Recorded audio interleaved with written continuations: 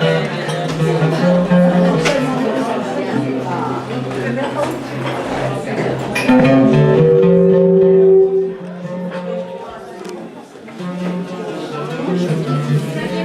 peut demander le papier et vous envoyer un mail.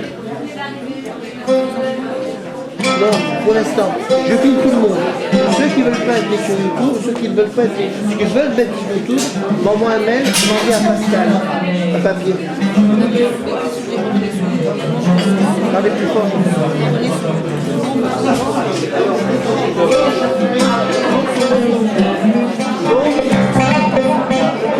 Là, si vous voulez être mis sur YouTube, il y a ou je peux vous mettre avec un nom référencé, à ce moment-là, je vous envoie un lien.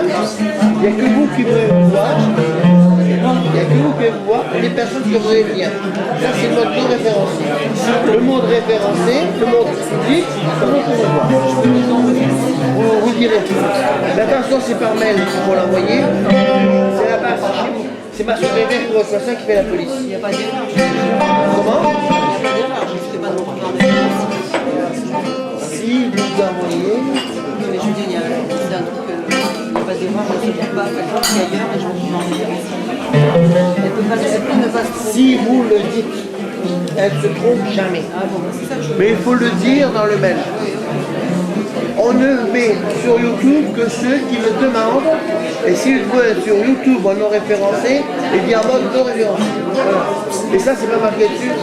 C'est au moment où vous dites, je vais sur YouTube, on vous propose par retour, référencé ou non référencé, vous choisissez. C'est très bien fait, madame. J'ai une super secrétaire.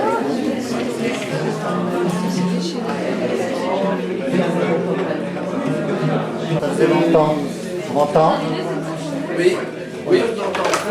La chaîne de mais c'est là-dedans, prenez tout ça, il y a tous les gros abonnés. Je vous signale, ça fait qu'1 heure qu'il joue le mec. Merci. Ok, on fait comme ça. Ça fait 1 heure qu'il joue. Attends. Avec jeu, je crois qu'il y a. Ah, tu le fais sur. Alors, je vous signale que ça fait 1 heure qu'il joue. Vous êtes en train de bavarder. Je sais pas, vous faites quoi. Quand même, hein. Moi, je l'écoute. Oui, avec toi. Toi aussi. Il y a un génie dans le. Alors, un peu ça marche, un peu ça marche pas. C'est le café Ça marche plus, là. de Paris. Café Bazar. Alors, le café Bazar, pas mal. Donc, les 1001 nuits, eh ben, les 1001 nuits, c'est quoi? C'est quoi? C'est du rêve, c'est de l'imaginaire, c'est pas du n'importe quoi. C'est toute une histoire qui se raconte à travers des siècles et des siècles. La Sherazade, la chère Sherazade, on peut se poser beaucoup de questions sur Sherazade, un Malek. Oui, tout à fait. Parce que Sherazade, si on la transpose à aujourd'hui, qu'est-ce qu'elle est? Elle n'est pas très féministe, hein, entre nous. Elle n'est pas féministe, attendez. Elle est en train de raconter des histoires, un type plein de pouvoir, autoritaire, et un grand sultan, enfin bref. Il raconte tout ça pour garder sa vie, mais est-ce que vraiment une femme engagée, féministe, irait faire des concessions pareilles? Pas d'accord, Moussa, pas d'accord, Moussa. Ah, d'accord. Pas d'accord. Alors toi, Ginevra, tu irais raconter, je sais pas moi, des histoires à Hollande, rien que pour pas qu'il te sucre ta retraite. Moussa, J'irais lui raconter des histoires pour lui montrer Oui. ma supériorité. Oui. Et ça, c'est du féminisme. Oui. C'est surtout. Les avis sont partagés. Moussa, il était très beau le mec, le tortionnaire là, l'autoritaire, il était d'une beauté sublime. Oui. Ça compte énormément pour une femme. Bon, enfin bref, je voulais pas vexer les cocus, hein. Excusez-moi.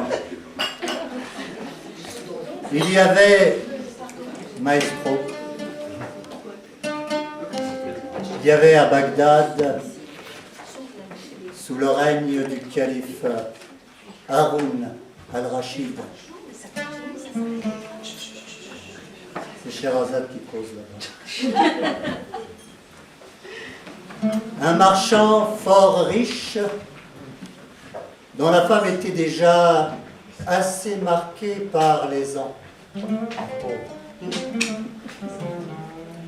Ils avaient un fils unique nommé Aboul Hassan, la trentaine, qui avait été élevé dans une grande retenue vis-à-vis de toute chose et qui ne connaissait du monde que son environnement immédiat. Je vous donne en mille, en une et nuit. C'est une introduction de quel conte? Question pour Malek. Voilà. Bravo. On va me dire. Ouais, c'est le calife à la place du calife. Alors, si je te dis quelle page, là, tu vas... Quelle page? Je cale sur la page, je passe à la suite.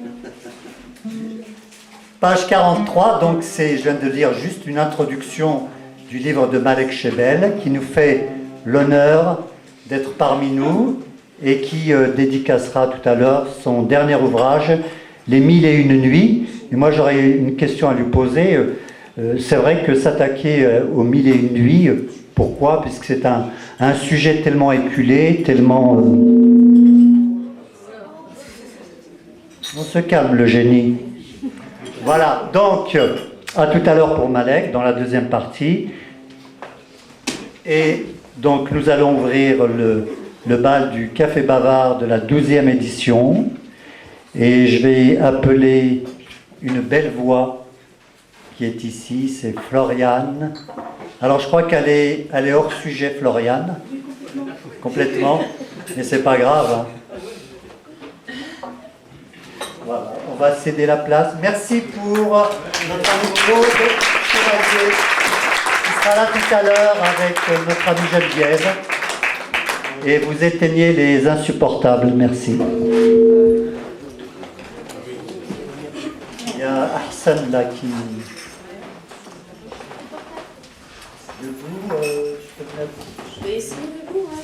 Comme tu veux, hein. C'est pas le micro, j'ai pas de chef. Non, mais sinon sans micro, hein. Sous micro, ça te donne Non, mais on va voir. Au pire, t'en Bah oui, je crois que tu fais... Donc voilà, bonjour à tous. Et donc ce morceau, c'est mon dernier morceau, et complètement hors thème. Il s'appelle Sous les lois des hommes.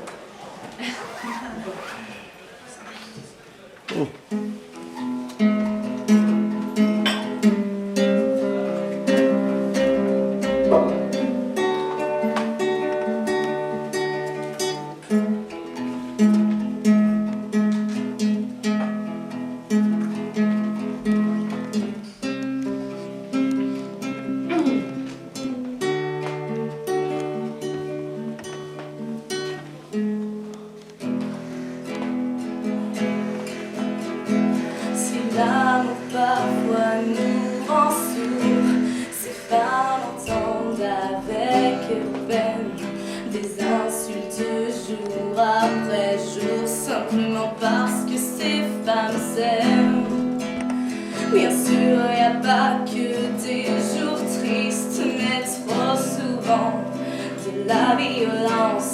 Alors une fois encore, elles se réunissent. Femmes et femmes veulent reconnaissance. Et si l'amour universel est un pilier de la croyance, les pavés du chemin du ciel ne sont-ils pas de tolérance?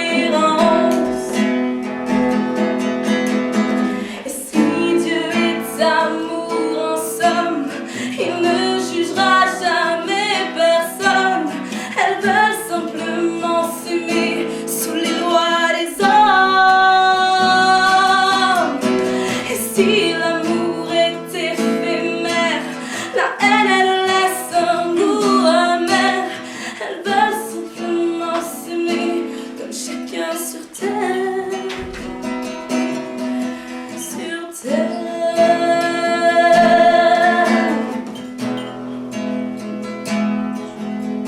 Si l'amour parfois nous rend sourds, ces hommes entendent avec peine des insultes jour après jour, simplement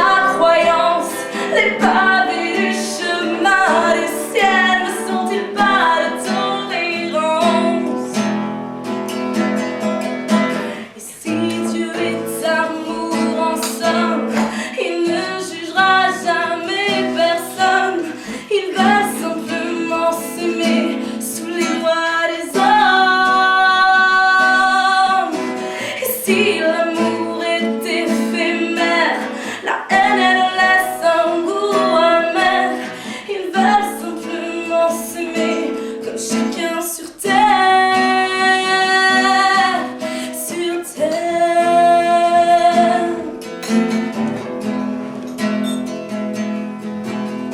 Souvent la colère voit la peur de l'autre, la peur du même, et on déploie dans la fureur des slogans honteux imprégnés de haine.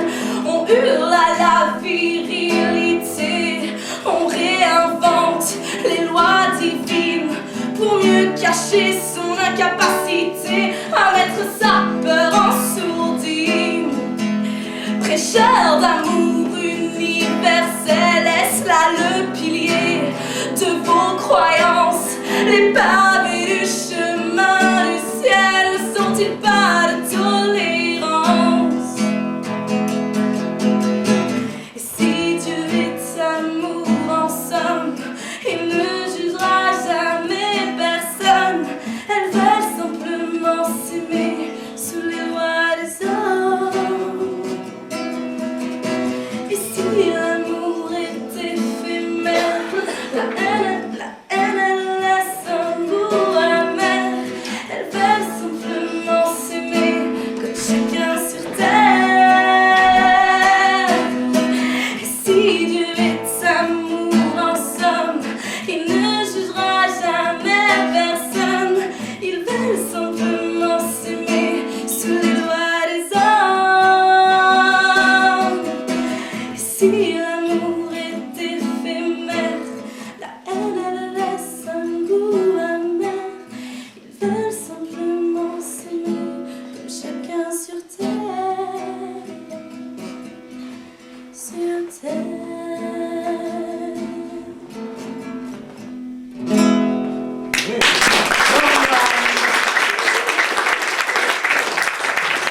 Merci Florian. À tout à l'heure. Sans micro, hein. Alors, est-ce que c'est donné à tout le monde, hein?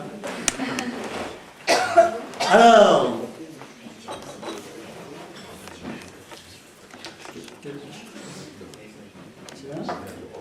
d'habitude, il passe en dernier.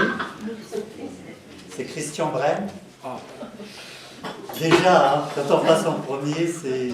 Bah, déjà, je fais la salle. Hein. C'est dur. Je fais la salle, quand même. Tu seras bref et circoncis. Qu'est-ce que j'ai dit?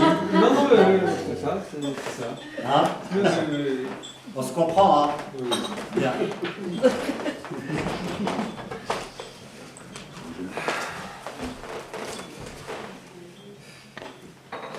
Il nous parle des 1001 nuits avec tant de ferveur et tant de vie qu'au grand jamais, non, ne nous ennuie et que souvent nous mettent en appétit. Il nous parle d'un monde fabuleux, de reines de sabbat et de trésors, de nuits de plaisir, d'instants merveilleux, de danse et de femmes au superbe corps. Il nous parle des 1001 nuits comme s'ils les avaient vécues eux-mêmes.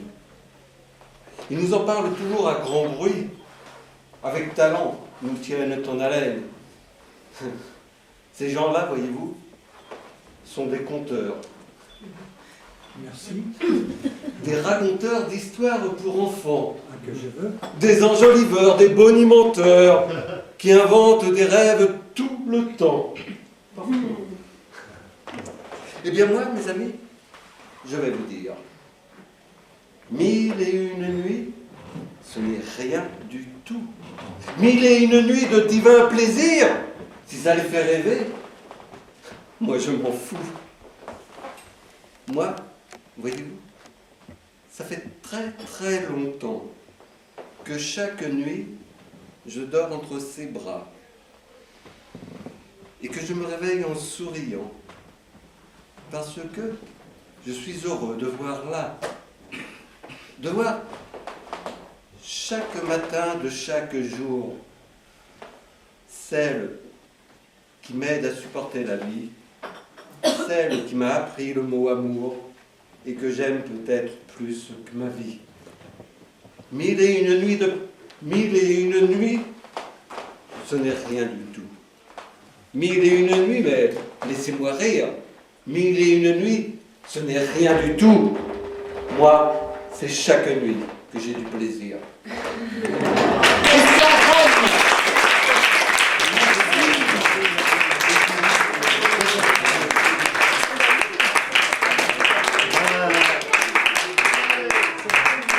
T'as une danse entre les mille et une nuits, toi. Ah non, pas du tout, pas du tout, pas du tout. Mais c'est pas assez, je veux dire.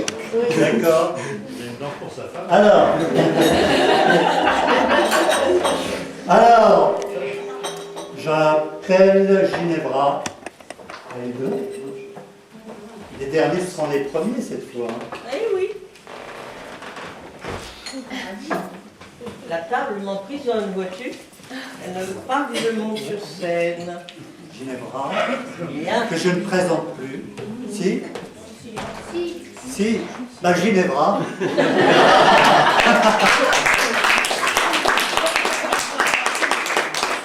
Alors merci aux habitués. Ceux-là me connaissent. La main gauche. Et puis, bonsoir aux nouveaux. Vous ne me connaissiez pas, vous allez me connaître. À ma droite. Voilà. Bon, les mille et une nuits, c'est du rêve. C'est un peu l'érotisme, c'est un peu de... Oh. Ah, le beau souvenir. Grand saule, vieillissant au bord d'une rivière, je me souviens d'un temps où les eaux étaient claires. Une ondine s'en vint un beau jour de printemps de faire révérence et coucher son corps blanc dans mon ombre en silence. J'étais jeune arbre alors et plein de suffisance. Mes habituels amis, doux Zéphyr et Soleil, nous étions, eux et moi, trois coquins tout pareils, vinrent la contempler et lui faire la cour, lui vantant les plaisirs que l'on goûte à l'amour. Tout doux, mes beaux amis, je dois rester pucelle. Un prince des eaux m'en a promis ma main, et si je faillissais, l'offense serait telle que je ne verrais plus se lever le matin. Pourtant, j'aimerais bien connaître les nuances dont vous dites savoir agrémenter l'amour. Et si vous promettez, au final, l'abstinence, je veux bien avec vous apprendre les détours. Souffrez que mon esprit un instant se recueille. Lorsque Phébus glissait ses doigts sous les feuilles, ce coquin de Zéphyr agitait mes rameaux. Nous étions trois alors, à caresser sa peau, baiser les longs cheveux, les lèvres et les flancs, et les rousses toisons, et les tendres seins blancs, les grottes et les creux, l'aimables coquillages, où nous fîmes tous trois parfois naître l'orage. Et je ne parle pas ici des papillons qui s'en venaient parfois butiner cet étang. Chacun à la leçon appliquait tout son zèle dans le secret espoir d'enflammer notre belle. Or nous savions tant faire. Chacun à la leçon appliquait tout son zèle dans le secret espoir d'enflammer notre belle, et elle nous laissait déployer ses ardeurs jusqu'au moment divin où naissent les moiteurs. Or nous savions tant faire avant qu'elle s'apaise que la belle a plus d'une fois soupiré d'aise. Complice, chaque jour la rivière amenait une élève douée qui nous émerveillait et portait à nos cours, jeune malicieuse, avec grâce et plaisir, une attention studieuse. Un soir, elle est partie et ne revint jamais. Nous l'avons regretté, mais sommes désormais certains qu'en son esprit, l'amour de la nature, du soleil et du vent et des souples ramures a un sens bien précis que l'on garde pour soi, qu'à nul on ne saurait confier, même tout bas. Et un peu plus loin, j'ai rencontré C'était en forêt, ma foi, un garçon, peut-être un peu timide. Il écrivait. Je me suis demandé ce qu'il écrivait. Je lui ai posé la question et il m'a dit « Oh, j'écrivais un rêve et il vient de mourir. » Belle. Elle était posée sur l'herbe et je la regardais, l'esprit et l'œil émerveillés. Dans le soleil, son regard d'or me fixait, tel un appel. Sa gorge palpitait, crainte ou désir. Je contemplais les longues cuisses, prêtes pour la fuite ou l'abandon à la moindre approche. Mon regard glissait sur sa poitrine menue, que je voulais prometteuse, et sur les hanches, que mes mains fiévreuses rêvaient de saisir pour une descente délice au-delà des ailes frémissantes, à la rencontre d'un coquillage que je pressentais prêt à l'accueil, avide de caresses et d'offrandes. Depuis l'épaule, le soleil glissait sur ses reliefs et sur ses ombres jusqu'à la courbe des reins. J'imaginais son désir, et c'est certain, l'impatiente attente de mon exploration. Autour d'elle, les herbes caressantes s'inclinaient au souffle espiègle du zéphyr. Je tremblais avide de désir, invoquant quelque divinité sylvestre dont les sortilèges sauraient l'empêcher de fuir à mon approche, si elle allait me trouver indigne de sa beauté. Mais on était gentiment. Le garçon, vraiment, était pris de désir, de cette attente. Et il continuait. Assailli par le doute, je fermais un instant les yeux, et dans leur ombre moirée, je m'enivrais de sa beauté, des mille recoins mystérieux, des douceurs, des cheveux, des poisons et des loges secrètes que j'allais atteindre. Je devais me montrer tout entier, m'avancer, la serrer contre moi et partager ses délices, ses vertiges, dans la douceur des herbes folles, des fleurs et des senteurs sylvestres. J'ouvrais les yeux, tendis les bras et m'élançai vers ma nymphette. Ma bottine écrasa une branche sèche. Des longues cuisses se détendirent 2 fois. Une rainette, rendez-vous compte, une petite grenouille, sauta dans le lac tout proche. Mon fantasme et le ciel répliqué se dispersèrent en quelques ronds. Il faut dire qu'il faisait très chaud ce jour-là dans la forêt magique où il allait parfois rêver.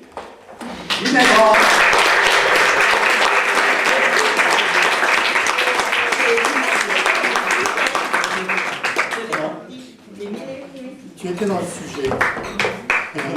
Merci. Alors, on peut utiliser le micro. Oui.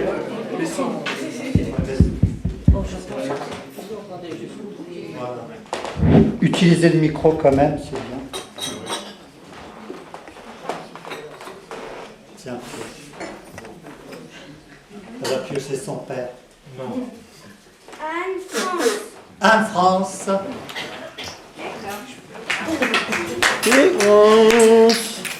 La musique que je m'habille, hein. Bonsoir, messieurs, dames. Bonsoir. Musique. Salut.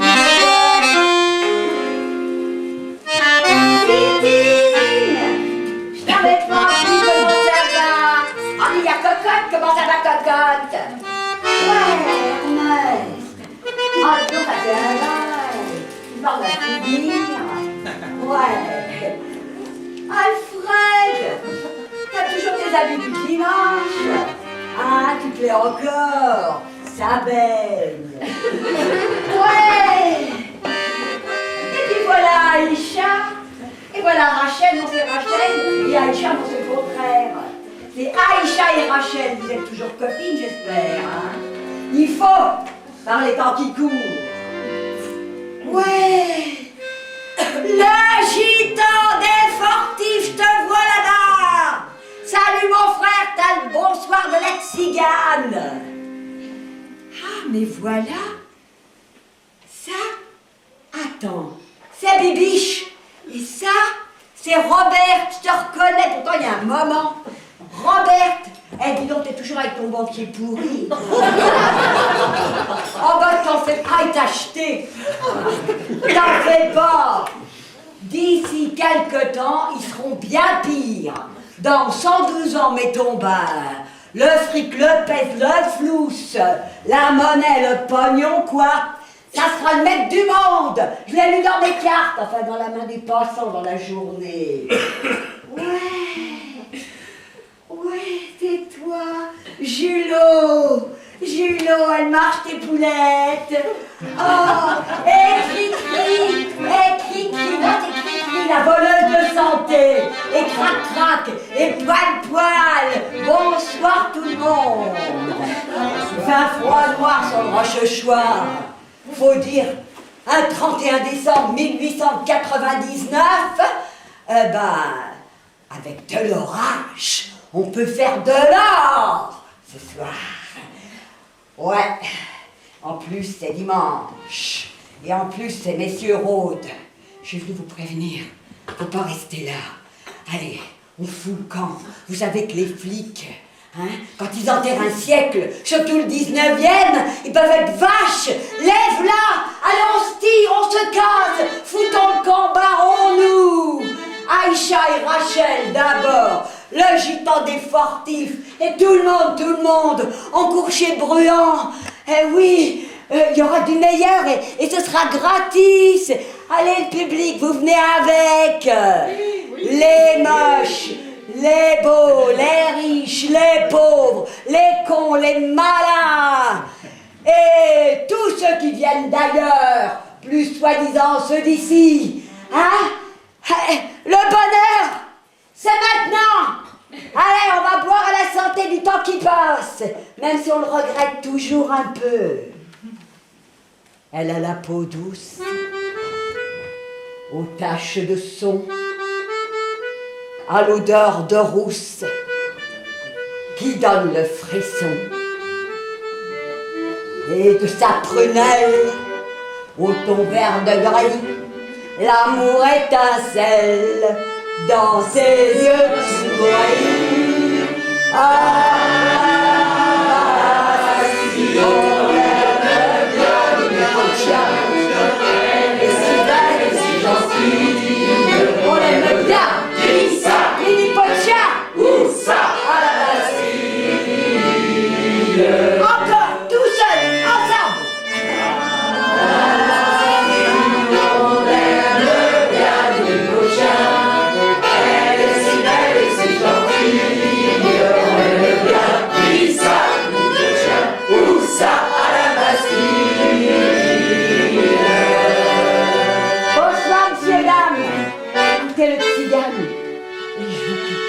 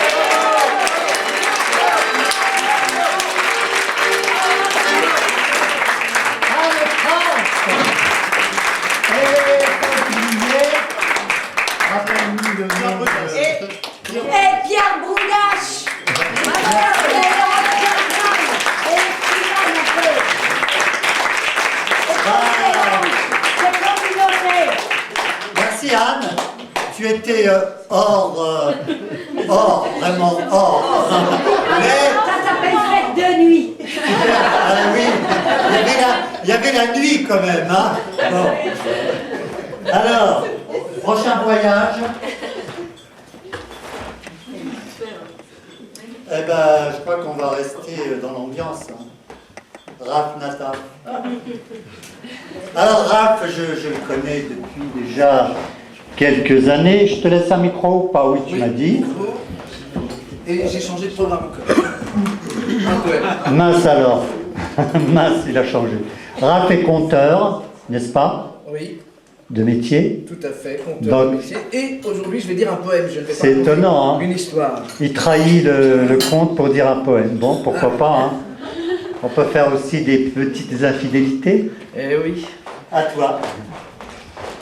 Je peux retirer le pied de micro, je peux me permettre? Oui. Tu peux l'enlever, il s'enlève, il est super ce micro. Voilà, très bien.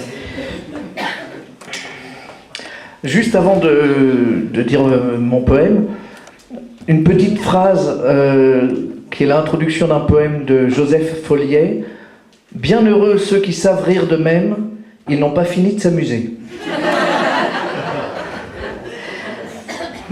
Le poème que je vais vous dire, je l'ai écrit il y a plus de 20 ans. Oh, il y a 30 ans. Oui, c'est ça, à peu près 30 ans.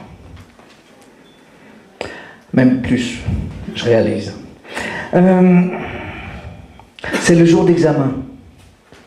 L'élève se prépare, il contrôle ses mains, son sourire, ses regards. Il est seul en coulisses avec la peur au ventre.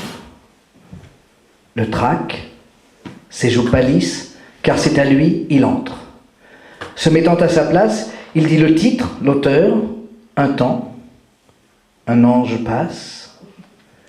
Il sent battre son cœur. Se mettant à sa place, il dit le titre, l'auteur, ça je l'ai déjà dit. Attends, un ange passe, et il sent battre son cœur. Puis se met à parler. Mais les vers qu'il déclame semblent un peu trop figés, perdant leur belle flamme. Quelle chose bizarre, cette suite de mots dans cette bouche sage. Comme une vache dans une gare, un oiseau dans un pot, comme une fleur en cage. Et pourtant, il suffirait d'un peu, il suffirait d'un rien pour qu'au moindre prétexte, oubliant l'examen, il dise bien son texte, vous ne comptez plus les points, la poésie va mieux. Et la fleur va au champ, et le champ à l'oiseau, et l'oiseau à la branche, et la branche au rameau, Rimbaud en poésie, la poésie au cœur, et le cœur en alarme, et la larme est à l'œil. Et votre œil qui sourit, le poème prend vie. Merci.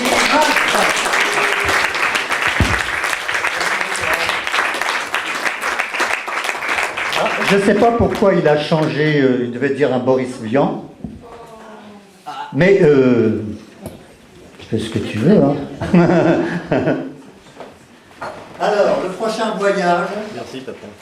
Merci. Merci beaucoup. Plaisir. Emmanuel Camp. Ah oui. Bonsoir à tous. Bonsoir. Alors moi je suis complètement dans le sujet et... Tu veux un micro? Non, ce n'est pas nécessaire. Ok. Voilà. Les contes des 1001 nuits. Personnage, mon beau-frère.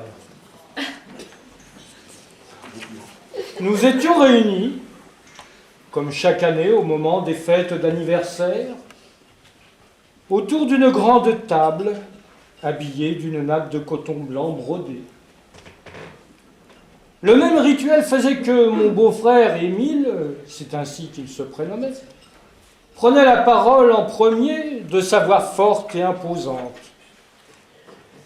Et chaque fois, il nous rebattait les oreilles avec ces mêmes discours sur les statistiques, les pourcentages sur les produits de consommation et bien d'autres choses sans importance aussi.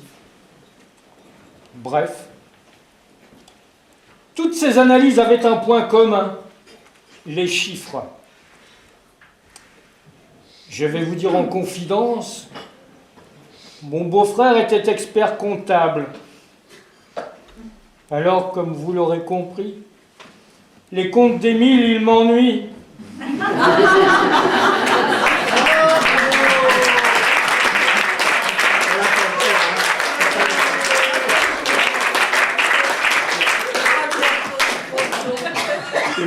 Scheherazade. Sur le Tour de France cycliste, étape du Tourmalet, il fait très chaud. Les spectateurs applaudissent au passage le maillot jaune. Il fait soif.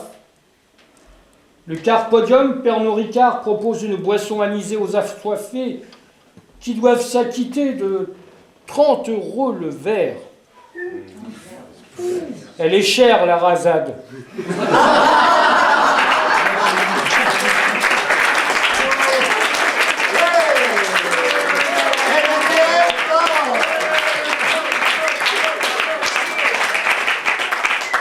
Bon, je la ferai plus alors. Hein. Vous en avez des comme ça? Pas mal. Merci Emmanuel.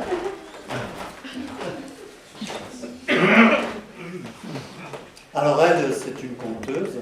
Je pense qu'elle est dans le thème. Mado, la goutte.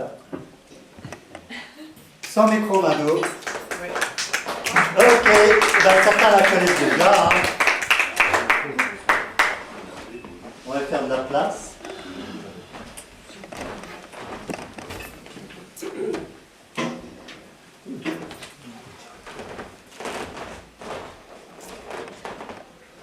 Eh bien, à vous de juger si je suis dans le thème ou pas. Voilà.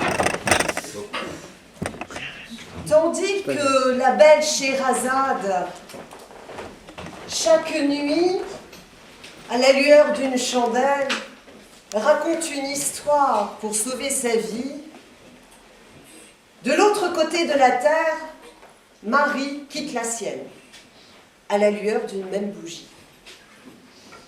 Allongée sur son lit, elle fait le bilan de sa vie.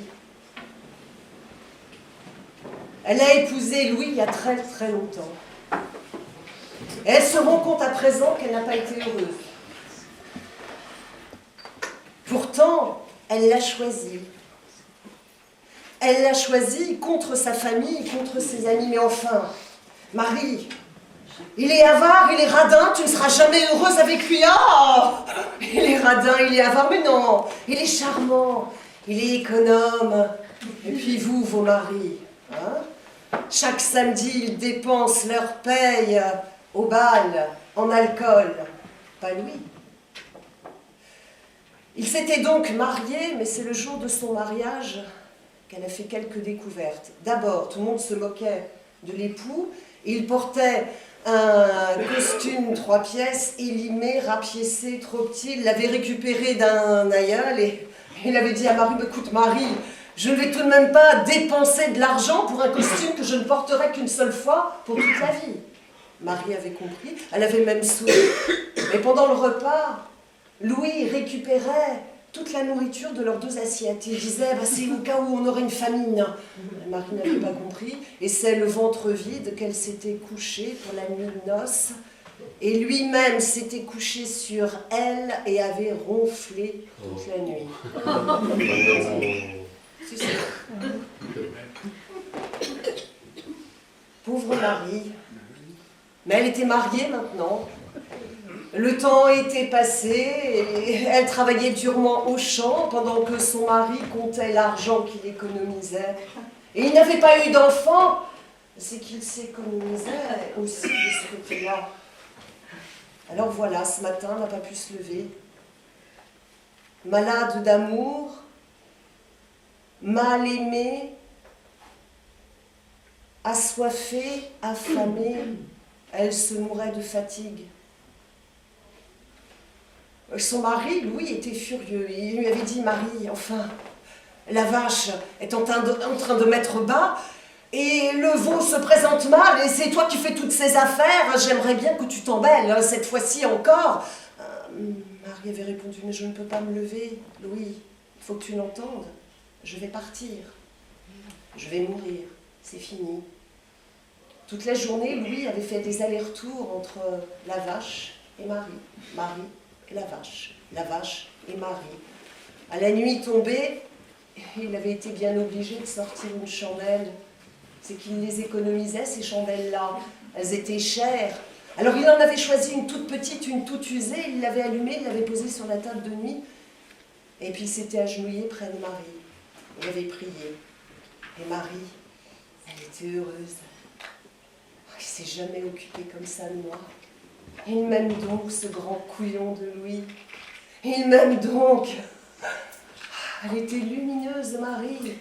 Et Louis qui priait, qui marmonnait. Mais qu'est-ce que je vais faire? Si je laisse la vache avec le veau, je vais tout perdre, ça va être terrible. Mais si je laisse Marie, elle va mourir et ça porte malheur. Qu'est-ce que je peux faire? Alors depuis quelque temps, il se levait, il allait vers la porte pour l'ouvrir, et puis il hésitait, puis il revenait, il faisait demi-tour, il s'agenouillait, puis il recommençait, il n'arrêtait pas de faire des allers-retours, et Marie, ça l'amusait, ça l'amusait. Et soudain, Louis, il s'était approché de Marie, il s'est penché vers elle, doucement à son oreille. Et Marie s'est dit, ça y est, il va me dire qu'il m'aime, je vais partir avec tout cet amour. Je n'y croyais plus. Et Louis a dit simplement ces mots. Marie, oh Marie, quand tu pousseras ton dernier soupir, lorsque je serai absent, tâche de le souffler vers la flamme pour l'éteindre. Parce que vois-tu, les chandelles sont un peu chères. Louis est sorti de la chambre. Et Marie a compris quel était cet homme-là. Elle a compris qu'elle avait tout raté. Et puis soudain, elle s'est mise à rire. Du bon tour qu'elle allait jouer à son mari. La chandelle mourrait de sa belle mort. Et quant à elle, elle soupirerait son dernier soupir à l'opposé de la flamme. Et le lendemain matin, quand Louis s'est approché de Marie, il l'a vue si belle dans son sourire, si radieuse. Il n'en revenait pas. Il ne l'avait jamais vue aussi souriante. Vous voyez, chaque jour, il y a des femmes qui meurent sous les coups de leur mari. Il y a aussi des tas de femmes qui meurent d'être mal aimées. Oui, d'être mal aimées par leurs époux. Alors, vous autres, messieurs, quand vous nous appelez mégères, vous devriez réfléchir un peu, à part Christian, vous devriez réfléchir un peu à votre façon de nous aimer. Et je crois que c'est un peu cela que la belle Scheherazade essaye de nous dire avec tous ses contes. Quoi que tu en penses, mon cher Quoi que monsieur. j'en pense. Merci. Madame la Rousse.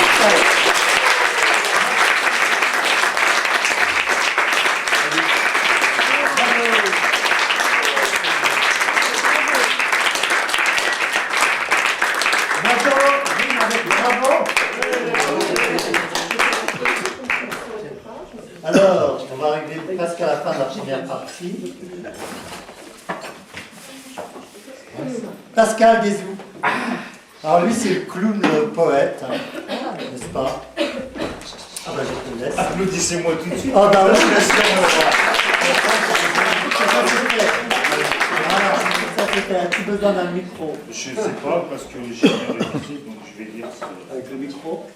Peut-être. Ah ouais, ça fait Alors, ce sera plus, ça fait star. Ça fait star, hein. Ça fait star et on t'entend bien. Comme ça, Je fais pas de Johnny Hallyday. Pas toi. C'est dur, hein. J'ai découvert le thème, alors 1001 nuits.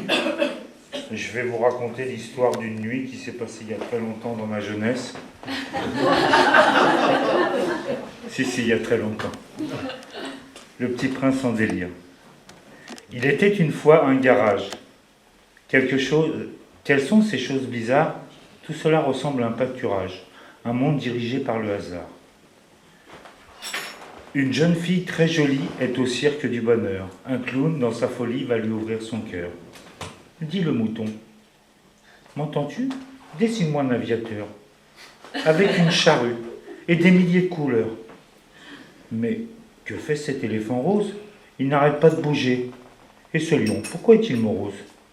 Parce qu'un nouveau roi est appelé à régner. Ce soir, tout bouge. Il n'y a plus de moi, le noir épouse le rouge, le ciel est notre toit. Raconte-moi les étoiles. Regarde celle-ci.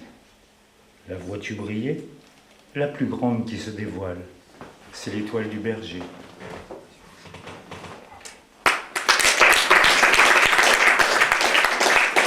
Alors, j'hésite parce que la dame elle a dit des choses sur les hommes. N'oubliez pas le guide.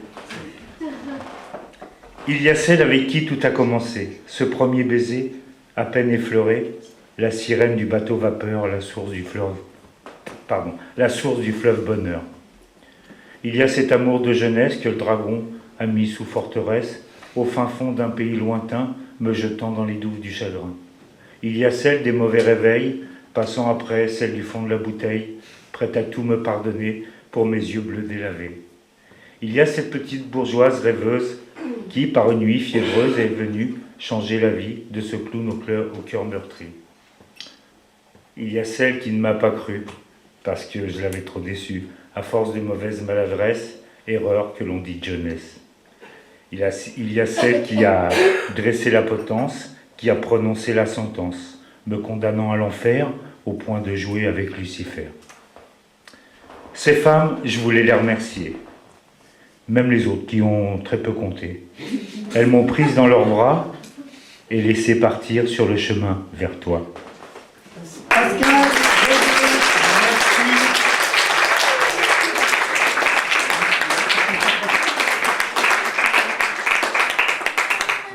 Alors, les prochains, il m'a tué, c'est Omar.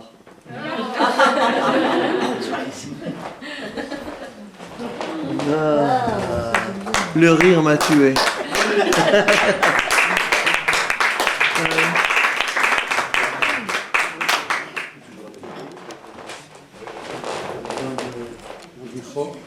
Il a besoin de rien.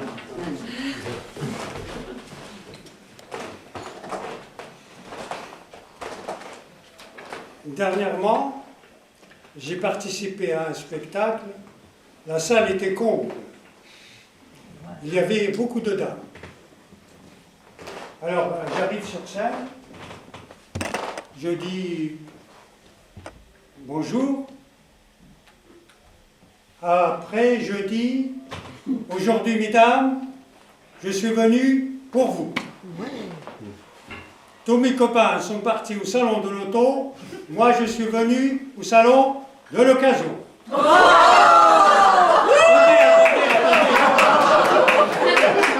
De bonne occasion. Il vaut mieux avoir une bonne occasion qu'une mauvaise voiture neuve. Et puis, avec une occasion, on ne risque pas de perdre des points sur son permis. On ne peut plus faire d'excès de vitesse. Les rallyes, les 24 heures du mois, il y a longtemps qu'on n'en parle plus. Et souvent, il n'y a même plus de feu rouge à griller. Alors, il y avait une dame là qui me mangeait de regard. Je m'approche. Ça va, madame? Mécaniquement, fonctionne bien chez vous? Elle me dit, ça dépend du mécanicien. Et puis, juste une dame à côté, là, tout sourire, là. Ah, madame, ça me rappelle des choses, hein. Il y a longtemps, hein. C'était quand le dernier contrôle technique? Et à côté, une petite dame, mais mignonne, toute petite. Ah, j'adore les petits modèles. J'ai toujours besoin d'une plus petite que moi. Mais dans ma considération, elle sera toujours la plus grande. Problème avec vous, mesdames, c'est que vous êtes toujours intéressés par les hommes bricoleurs. Moi, même les préparations, même les préliminaires, ce n'est pas du bricolage. Tenez, l'autre jour, j'étais appelé pour le dépannage d'une voiture dans le 16e arrondissement. J'arrive là-bas, du côté d'Auteuil, je rentre dans l'immeuble, dans le hall, il y avait une grande dame, avec un chapeau avec des fleurs, plein de fleurs, des fleurs partout. Ça me rappelle Babylone, les jardins suspendus. Après, je monte dans l'étage, j'arrive à la porte, je frappe, on m'ouvre, il y avait de la musique, puis il y avait une dame qui était là,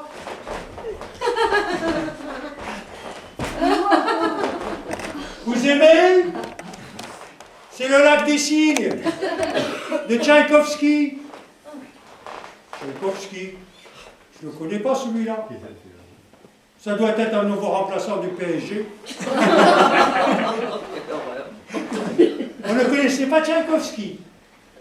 Les gens qui ne connaissent pas Tchaïkovski, c'est des zéros. Oh bon, je suis un zéro, moi.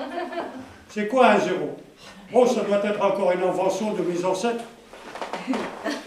Alors comme ça, vous ne connaissez pas Tchaïkovski? Enfin non, madame. Vous ne connaissez pas Tchaïkovski. Ah, madame, arrêtez, s'il vous plaît. Hein. Avec votre Tchaïkovski, vous me cassez les noisettes. Ah. Vous connaissez? Hein? Oui, vous connaissez. Je connais rien du tout. Hein. Ah. Je suppose que vous connaissez aussi la Belle au bois dormant. Le bois dormant. Ah non, madame, moi je connais le bois d'Arcy. Et alors, il se trouve que ce soir-là... Ah, après, madame, s'il vous plaît, elle est où la voiture à dépanner? La voiture. Mais c'est moi la voiture.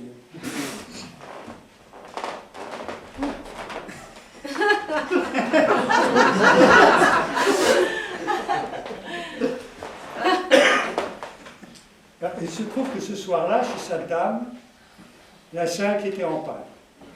Ben, je suis passé par Canal+. Après, elle me dit, dis donc, monsieur le dépanneur, je croyais que vous étiez philosophe. Oui, je suis philosophe. Cela ne m'empêche pas d'être aussi manœuvre aux travaux. C'est ça la polyvalence. Bon, je suis rentré de chez cette dame, je suis arrivé chez moi, j'étais fatigué. Bon, je me couche et je dis, demain, je vais faire la grasse matinée. À 8h du matin. Toc, toc, toc, toc, toc, toc. C'était Missile, ma voisine du palier. Alors, je n'ai jamais compris pourquoi on l'appelle Missile, parce que vraiment, elle n'a rien d'une bombe ni d'un canon.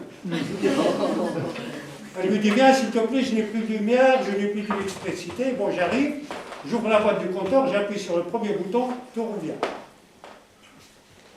Elle me remercie, et après elle me dit, tu restes prendre le petit déjeuner avec moi? J'ai préparé des petits pois.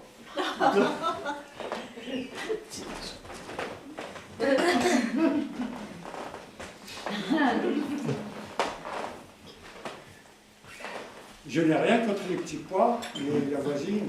C'est un polo. Et il faut voir comment elle s'habille. Hein. C'est une enseignante. Je me rappelle de Moussa quand il était enseignant. Le pantalon lui manquait toujours 20 centimes. Alors, ah oui, il n'y avait pas que ça. Hein. Ah puis, elle est curieuse, ma voisine. Elle pose de ces questions. Omar, tu as commencé à quel âge? Moi, 14 ans, notice en main avec une dame mariée. Et quand tu n'es pas là, tu es où? Ben, quand je ne suis pas là, je suis ici. Alors, je sors de chez ma voisine du palier. Voilà la dame du deuxième qui me tombe dessus. S'il te plaît, viens me dépanner, j'ai les WC qui sont bouchés. J'arrive chez cette dame-là, bon, je ne savais pas quoi faire, c'était grave. Hein. Et après, j'ai eu une idée. Je lui ai dit, vous avez un aspirateur? Je lui ai dit oui. Je lui ai dit, donnez-moi l'aspirateur. J'attrape l'aspirateur et puis, bon, ça y est, il est bouché. Après, il fallait ouvrir le sac. Il fallait vider le sac, l'aspirateur. J'ouvre le sac, il y a une dame là-dedans. Qu'est-ce que vous faites ici, vous? On me dit, je suis de premier, on n'arrive même plus à faire pipi tranquille.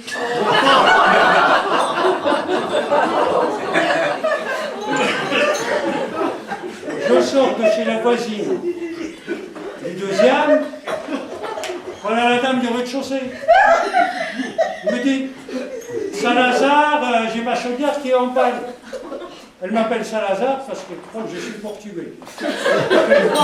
Elle veut absolument que je sois portugais. Bon. Pourquoi pas? Je lui ai pourtant expliqué l'autre jour. Je lui ai dit, madame, je ne suis pas portugais. Si, tu es portugais. Madame, vous ne trouvez pas que je suis un peu trop gros? Il m'a dit non, ça ne veut rien dire.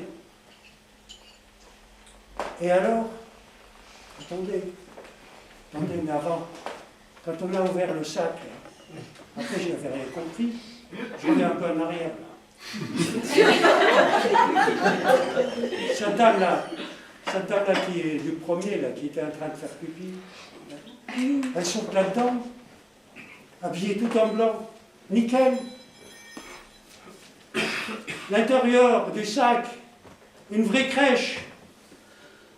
Elle me saute dessus. Lâchez-moi, madame, je ne vous connais pas. Elle me dit, moi, je te connais. Je savais que du deuxième, tu allais directement au rez-de-chaussée. Hein? Tu ne crois pas que je vais me laisser griller? J'ai une course à faire, j'en ai pour 1 heure, et dans 1 heure, je t'attends au premier. Bon. Donc je rencontre cette dame-là qui me prenait pour un Portugais. Et alors on arrive chez elle. La bonne surprise. Je n'aurais jamais cru qu'une dame de cet âge-là avait une aussi belle chaudière. Bon, elle me dit, puisqu'on est là, on attaque tout de suite. Voilà, je commence le travail, le ramonage. Voilà qu'elle se met à gémir et à crier. Je ne comprenais pas. Je n'avais pas ma main dans son sac. J'avais les mains au panier. Et elle continue à gémir et à crier. Vas-y, vas-y, encore. Vas-y, Salazar. Vas-y, vas-y, vas-y. Salazar, vas-y, Franco.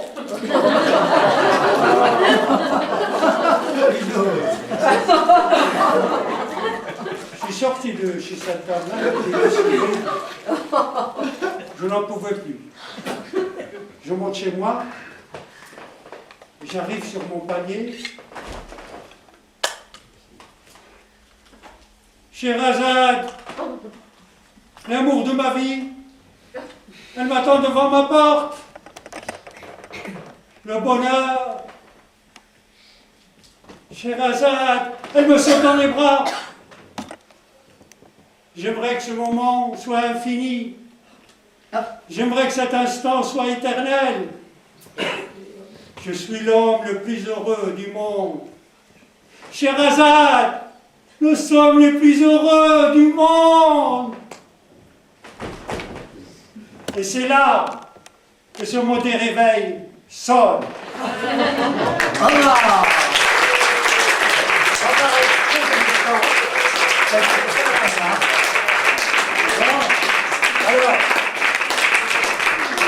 Un bel exemple pour rappeler un petit peu les règles.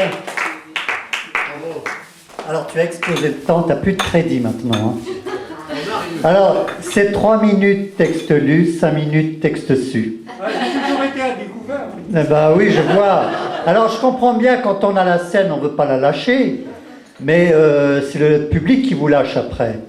Donc il faut respecter le temps. C'est important parce que ça pénalise les autres, ceux qui vont passer après. Est-ce bien reçu, Omar? Ok. Voilà. Alors, oui, il nous a tués, ça, tu peux le dire. Donc, première partie, on passe donc à la pause bavardage. Et nous avons donc Malek avec les 1001 nuits à sa jolie table qui vous attend pour des dédicaces. Et puis peut-être causer un peu avec lui. Voilà, à tout de suite. 15 minutes à peu près.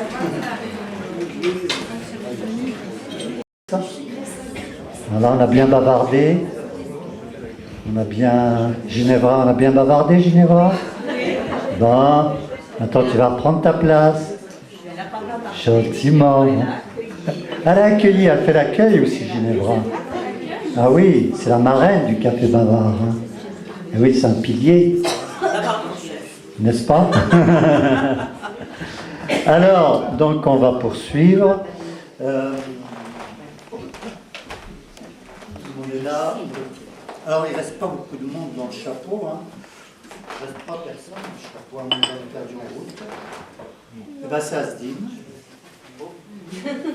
Asdine. Oui, c'est moi. Allez. Asdine, lui, c'est le spécialiste des 1001 nuits. N'est-ce pas? Il ne dort pas de la nuit, lui. Asdin, c'est le conteur. Hein, il a des poches sous les yeux. Comment va Sherazade? Ça va, elle se porte bien. Se porte bien? Ouais, tu lui passeras le bonjour. J'y manquerai pas. Voilà. Donc Asdin, je ne sais pas qu'est-ce qu'il va nous raconter, mais je crois qu'il va le faire.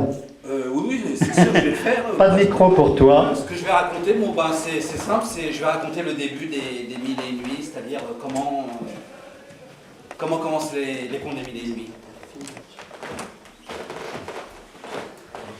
On raconte, mais seul le Tout-Puissant est à même de dire ce qui est vrai et ce qui est faux.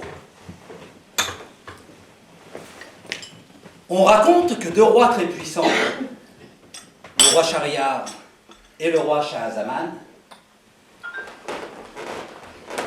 après avoir surpris leur femme dans leur lit avec l'un des cuisiniers du palais, eh bien à partir de ce jour, ces deux rois ont juré de ne plus jamais faire confiance aux femmes. Le roi Shahryar, plus affecté que son frère de cette trahison, lui par contre ne compte pas en rester là. Pour punir toutes les femmes de leur perfidie, eh bien, après avoir tué sa femme, ainsi que tous les sujets de son palais, il ordonne maintenant à son vizir de lui amener une jeune vierge, qu'il épouse le jour même. Et après avoir consommé le mariage, le lendemain matin, il ordonne à son vizir de la faire tuer. Et les jours et les mois suivants, c'est la même chose. Le vizir amène une femme au roi, le roi l'épouse, il passe la nuit avec elle, et le lendemain, il la fait tuer. Toutes ces femmes exécutées inquiétaient les habitants du royaume.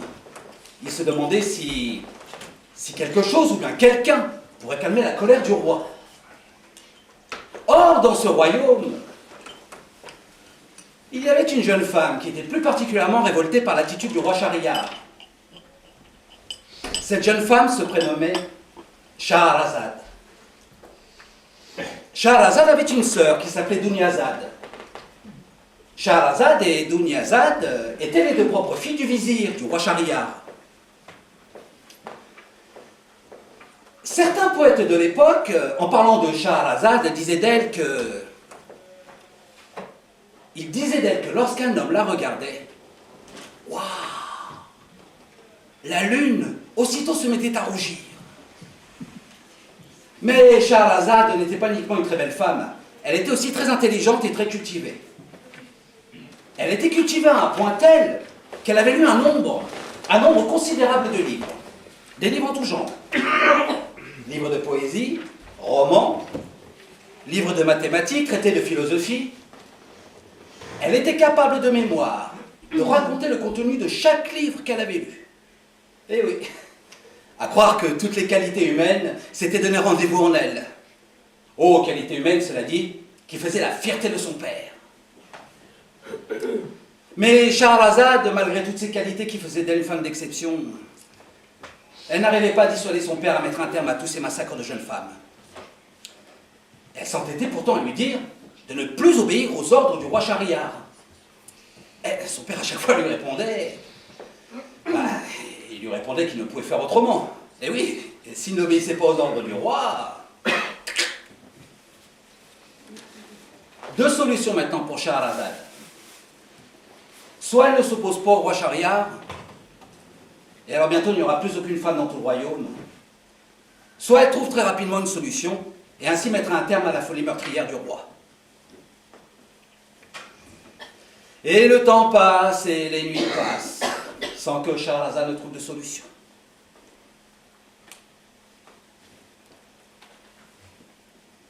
Et un matin, comme si la main du Tout-Puissant s'était posée sur elle pendant son sommeil, Shahrazad trouve enfin une solution. Elle va alors voir son père et lui demande son accord pour qu'elle épouse le roi Shahryar. Son père, bien sûr, s'opposera au mariage. Et oui, parce qu'il sait très bien qu'après la nuit de noces, le roi lui ordonnera de tuer sa fille.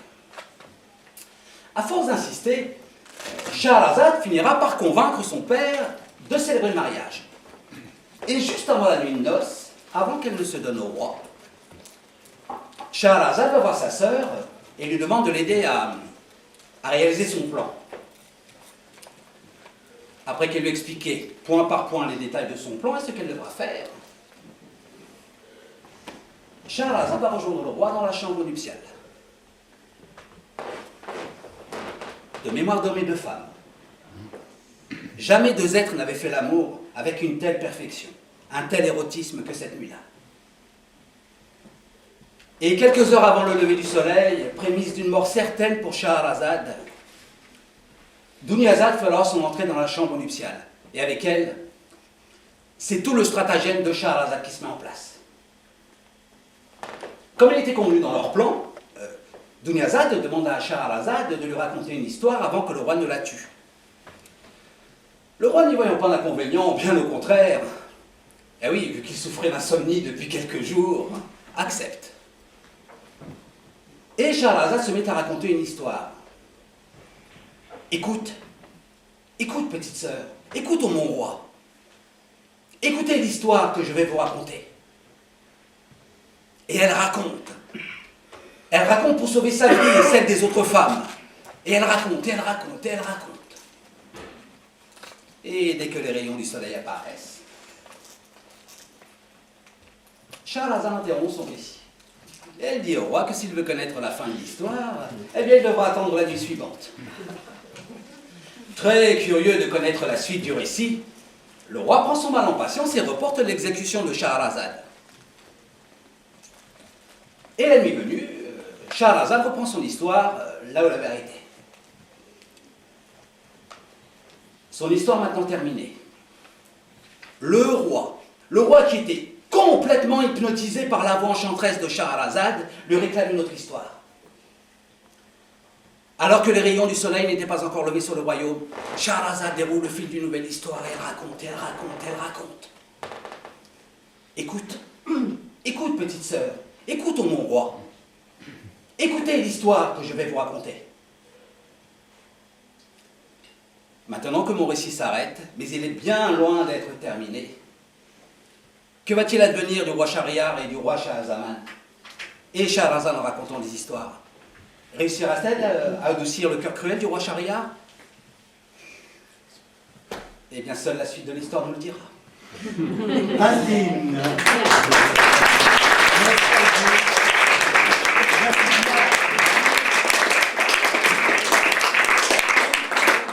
Croyez-moi, s'il avait plus de 5 minutes, il serait encore là. Oh bien oui. Oui. Alors, Martine Sialom, celle-là. Elle est dans la poésie, je crois. En rapport avec Hortense.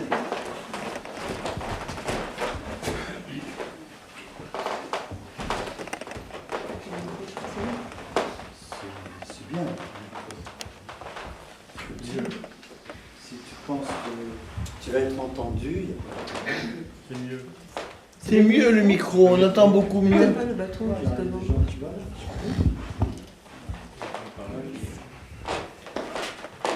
Je vais vous réciter un poème intitulé « Et la mer et l'amour » de Pierre de Marbeuf. Et la mer et l'amour ont la mer pour partage. Et la mer est ta mère, et l'amour est ta mère. L'on s'abîme en la mer aussi bien qu'en l'amour, car la mer et l'amour ne sont point sans orage. Celui qui craint les eaux, qu'il demeure au rivage. Celui qui craint les maux qu'on souffre pour aimer, qu'il ne se laisse pas à l'amour enflammer.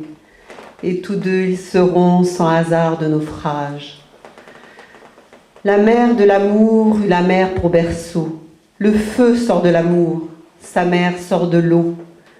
Mais l'eau contre ce feu ne peut fournir des armes. Si l'eau pouvait éteindre un brasier amoureux, ton amour qui me brûle est si fort douloureux que j'eusse éteint son feu de la mer de mes larmes.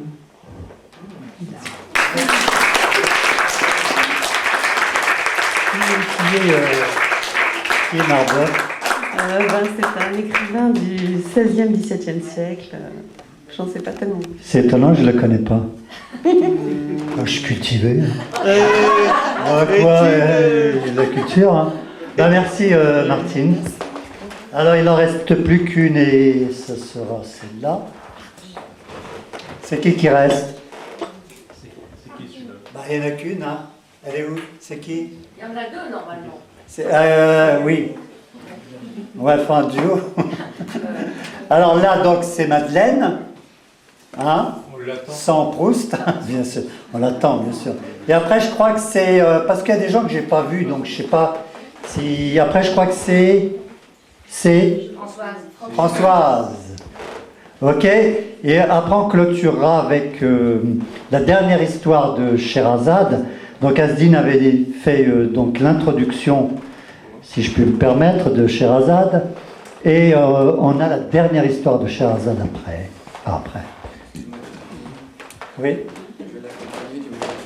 Ah, tu l'accompagnes? Ouais, mais là, je t'en prie, hein, vas-y. Non, tu peux. Accompagne.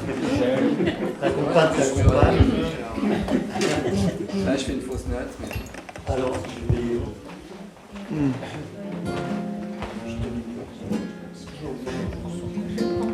Ça fait citron. Hein. Ça fait citron. Hein.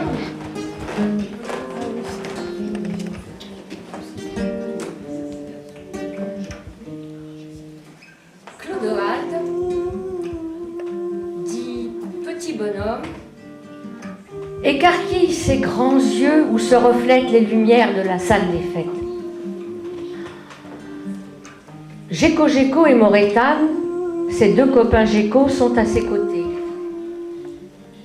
Ils sont tellement heureux que petit bonhomme ait enfin accepté de les rejoindre dans le temps du rêve. Et avec la complicité de tout le petit peuple qui y vit, ils ont organisé cette fête. L'enfant ne sait plus où donner de la tête. Tout ici est tellement différent de son monde humain, rempli de « ils veulent l'obliger à aller en classe, l'obliger à se laver, à faire ses devoirs. » Aucune place pour la rêverie. Aussi est-il heureux qu'au travers d'un de ses songes, l'enfant a croisé la route des geckos. Soudain, un joyeux tintamarre. Arrivent en farandole les grenouilles rieuses Cocoy et Ranitomeia, Nerprin le farfadet avec sa copine Luciole accrochée à ses basques, la fée bleue tout voile dehors et Merlin l'enchanteur qui s'y prend les pieds. Et assis sur la coquille d'Élix, le flamand escargot, Freyr, le roi des elfes. Brusquement, l'obscurité tombe sur la salle. Une silhouette se découpe sur un fond de lave en fusion. Un grand cri fuse. « Va des rétros, Satanas !» Le diable, car c'est bien lui, apostrophe Géco. Il y a un humain ici ce soir, Clodoald. J'exige que tu me le donnes. Ici, c'est petit bonhomme. Il a choisi le temps du rêve. Il ne t'appartiendra jamais. La colère du diable explose. Depuis des millions d'années, je nourris les humains avec mes poisons nommés maladie, haine, mort, guerre. Ah, leur guerre, de sacrée réussite. C'est à elle que je dois ma peau racornie. Hiroshima et Nagasaki, ça te dit quelque chose? Oh, bah bien fait si tu y as brûlé tes ailes. Je t'ordonne de me remettre Clodoald. Bon, écoute, Lucifer. Ici, c'est le temps du rêve où tu n'as aucun pouvoir. Alors, casse-toi vite fait. L'orchestre, sous la férule de Scorpion, explose. Les notes s'envolent, se fracassent sur le parquet. pilonne les épaules du diable, le renvoyant à son néant. Et la farandole reprend. Petit bonhomme ne tient plus en place. Il saisit les voiles de la fée bleue. Géco et Morétane lui emboîtent le pas. Enfin, la musique s'arrête. Éclat de rire et cris de joie. 8 yeux brillants fixent ce petit bonhomme qui ne voit qu'une minuscule araignée. Bonjour, je suis Agélina. L'enfant la salue et aussitôt une écharpe soyeuse s'enroule autour de son cou. Morétane lui susurre à l'oreille. Ça a été tissé par Agélina et ses copines.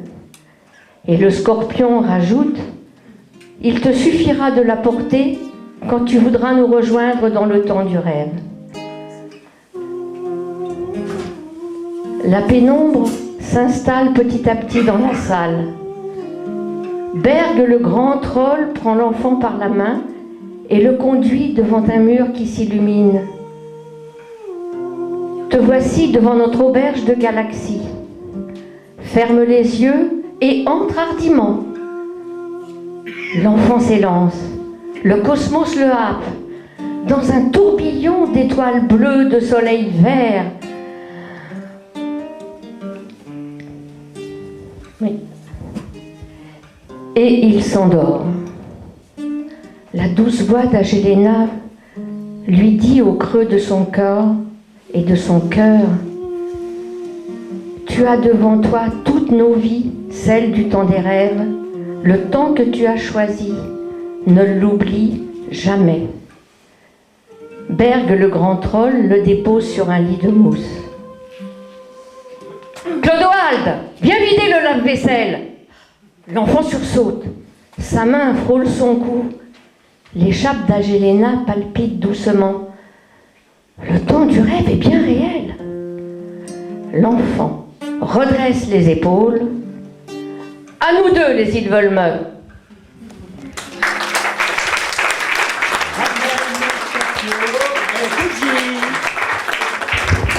Donc tu n'étais pas la dernière. Alors j'appelle Françoise Marty. Alors, je ne sais pas si c'est un poème ou... Non, c'est un conte. C'est un conte. Le conte est bon. Je ne sais pas. Et sur la thématique? En parallèle. D'accord. Avec ou sans micro? Sans. Micro, c'est mieux quand même. Parce que pour le rendu du son sur la caméra, sur la vidéo, c'est bon. Si elle veut son micro, elle fait ce qu'elle veut. Hein. Son micro. Bon, attends. Bon. Alors, je te laisse. La femme dont je vais vous parler, ce n'est pas Scheherazade, non. Elle en est bien loin. Elle a vécu bien avant Scheherazade. Mais comme elle a su, durant de nombreuses nuits, protéger une vie. Je vous l'ai dit, c'était il y a très longtemps. Cette femme, toujours triste, vivait à côté de son compagnon, dans une forêt très profonde. Ils n'avaient pour seul voisin que les animaux sauvages. Et de la lucarne de leur maisonnette, ils voyaient passer les vents, les pluies, les soleils. Mais si elle était triste, ce n'était pas à cause de cette vie monotone, non. Si elle était triste, c'était à cause de l'âme broussailleuse de son compagnon, aussi broussailleuse que sa tignasse et sa barbe. Et quand il voulait se montrer caressant, il l'était autant qu'un buisson d'épines. Le soir, quand il rentrait de la forêt, il poussait la porte d'un coup d'épaule, il posait le fagot de bois qu'il avait ramené pour le feu, il prenait une branche, relevait sa manche, levait le bras et il la battait. Bah oui, c'était sa manière à lui de lui dire bonsoir. Les jours ont passé, les nuits ont passé, et puis, un matin d'été, alors qu'elle le regardait s'enfoncer dans la forêt, la femme a posé les mains sur son ventre. Et là, elle a souri. Pour la première fois depuis ses épousailles, elle a souri. Elle était heureuse, elle était émerveillée. Elle sentait en elle une nouvelle vie. Je peux vous dire que son bonheur a été de courte durée, car elle a tout de suite pensé que s'il continuait à l'abattre, il atteindrait cette jeune vie qu'elle avait au fond d'elle. Alors toute la journée, elle a réfléchi avec force, avec désespoir. Elle s'est dit, il ne faut plus qu'il me batte. Et le soir, quand l'homme est rentré, elle a entendu la porte s'ouvrir avec fracas. Il a pris la branche, il a levé le bras, lui a dit, attends, je vais te raconter une histoire. Écoute-la et tu me battras après. Au moment où elle disait ça, elle n'avait pas la moindre idée de ce qu'elle allait lui raconter. Mais les mots sont venus, ils sont sortis de sa bouche, suaves. Et toute la nuit, l'homme l'a écouté, les yeux écarquillés. Et quand le jour est apparu, il a repris sa hache et il s'en est allé vers la forêt. Le lendemain, la porte s'est ouverte avec fracas. Le soir, il a repris sa branche. Attends, je vais te raconter une histoire encore plus belle que celle d'hier soir. Et après, tu me battras si tu veux. Et toute la nuit, la femme a raconté devant l'homme qui avait les yeux ronds et qui ne bougeait pas d'un poil. Et ainsi de suite. Pendant 9 mois, la femme a raconté toutes les nuits des histoires à son homme. Et puis, au bout de 9 mois, l'enfant est né. Et avec lui est né l'amour. L'homme a découvert l'amour. Et les contes des 9 mois, me direz-vous, eh bien, eux, ils se sont envolés aux 4 coins du monde. Ils se sont accrochés aux lèvres des hommes. Et j'ai eu la chance d'en rencontrer quelques-uns. Et c'est pour ça que je suis venue ce soir partager celui-là avec vous.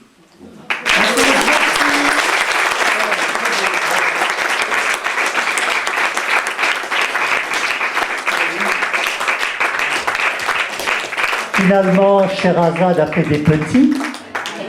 Hein? Il vient d'où ce conte? C'est un conte français. Oui. Henri Gougaud. Oui. Ah oui? Ah, de Gougaud, d'accord. Ok. Bien, donc avant de terminer ces voyages, et avant d'accueillir donc notre ami Marek Chevel, notre invité d'honneur pour ce 12e Café Bavard, on va terminer donc la scène ouverte avec nos amis qui sont là, derrière, et qui vont nous raconter, donc c'est Geneviève Bouello et notre ami Chevalier Claude. Voilà avec les noms. Je dis pas le titre? Non. Ah ben voilà, je dis pas. Ok. En tout cas, c'est la dernière histoire. Bon, ça se réfère bien à Mille et une nuits. Donc, c'est les accessoires qu'on a d'habitude dans le spectacle dont on peut se passer. Voilà. Donc, on a entendu toutes sortes de magnifiques nuits. On a eu des évocations des nuits de Scheherazade avec Madou, la Goutte, avec France, avec avec Omar. Scheherazade était un petit peu partout.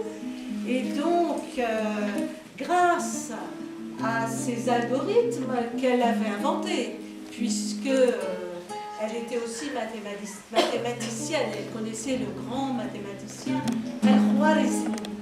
Donc toutes ces nuits passèrent jusqu'à celle-ci que nous allons vous interpréter, où Shahrazad, à son tour, prit la parole. Oh, Sherazade, que cette histoire est splendide. Oh, qu'elle est merveilleuse. Et tu m'as fait voir, ô docte et diserte, des événements qui arrivèrent à d'autres qu'à moi, et à considérer attentivement les paroles des rois et des peuples passés, et ce qu'il advint de choses extraordinaires et dignes de réflexion. Et de t'avoir écouté durant ces 1001 nuits, je ressors avec une âme profondément changée et imbibée du bonheur de vie. Alors, les rideaux s'écartèrent et Dunyazad, la petite sœur, parut, suivie par une nourrice avec des jumeaux suspendus à ses seins, tandis qu'un troisième enfant marchait à quatre pattes derrière elle. Et en souriant, Shahrazad rangea les enfants devant le sultan. Voici, ô mon roi, les 3 enfants que durant ces 3 années m'a accordé le rétributeur par ton entremise. Le roi Shahriar, les yeux mouillés de larmes, faisait aller son regard de la mère aux enfants et des enfants à la mère sans pouvoir prononcer une seule parole. Alors Dunyazad, la petite sœur, s'avança. Et maintenant, ô roi du temps, vas-tu faire couper la tête à ma sœur Shahrazad et rendre ainsi orphelins ces 3 petits rois que nulle femme ne saurait soigner et aimer avec le cœur d'une mère? Alors le roi Shahriar, entre 2 sanglots, reprit. Ô Sherazade, cette nuit qui est la 1001e à partir du moment où nous sommes vus pour la première fois, cette nuit est pour nous une nuit plus blanche que le jour. Et ce disant, il se leva et embrassa Sherazade sur la tête.